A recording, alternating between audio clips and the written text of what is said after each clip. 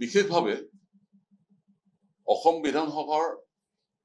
5খন আসনৰ যি উপনিৰ্বাচন হৈ গ'ল এই উপনিৰ্বাচনত ভাৰতীয় জনতা পাৰ্টি আৰু ভাৰতীয় জনতা পাৰ্টি নেতৃত্বাধীন মিত্ৰজোঁটৰ সপক্ষত অসমৰ সৰ্বস্তৰৰ জনসাধাৰণৰ সমৰ্থনক প্ৰতিফলিত কৰি 5টা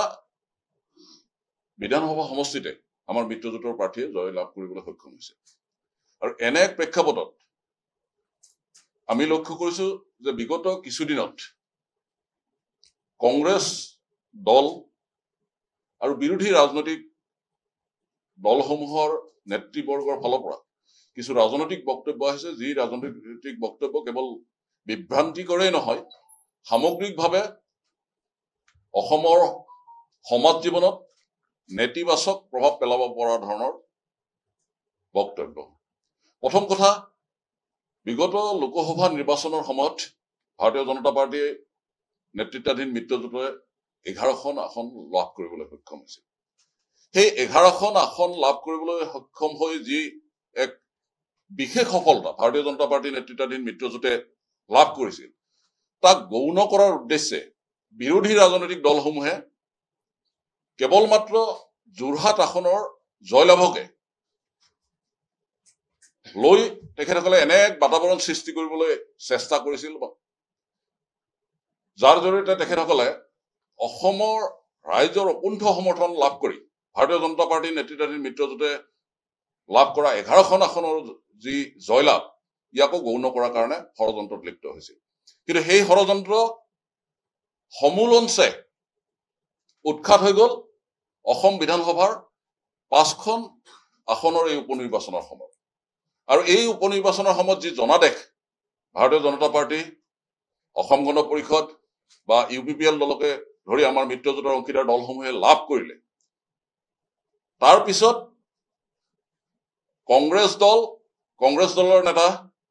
ভূপেন বৰা গৌৰৱ গগৈ ৰকিবুল হুছেইনকে ধৰি অন্যান্য যি বিৰোধী ৰাজনৈতিক দলসমূহ আছে এই বিৰোধী ৰাজনৈতিক দলসমূহ চূড়ান্তভাৱে হতাশ হৈছে আৰু তেওঁলোকৰ হতাশগ্ৰস্ততাৰ পৰিচয় বিগত কেইদিনত প্ৰকাশ কৰা বক্তব্যৰ জৰিয়তে অসমৰ জনসাধাৰণৰ ওচৰত প্ৰমাণিত কৰিছে গতিকে এই বিষয়খিনি সন্দৰ্ভত আমি আমাৰ ভাৰতীয় জনতা পাৰ্টি অসম প্ৰদেশৰ তৰফৰ পৰা আমাৰ বক্তব্য আমি ৰাখিব বিচাৰিছো বিশেষভাৱে কালি বা 2 এদিনত কংগ্ৰেছ সভাপতি ভূপেন বৰা সাংসদ ৰকিবুল হুছেইন তেখেতসকলকে ধৰি কংগ্ৰেছৰ নেতৃবৰ্গই যথেষ্ট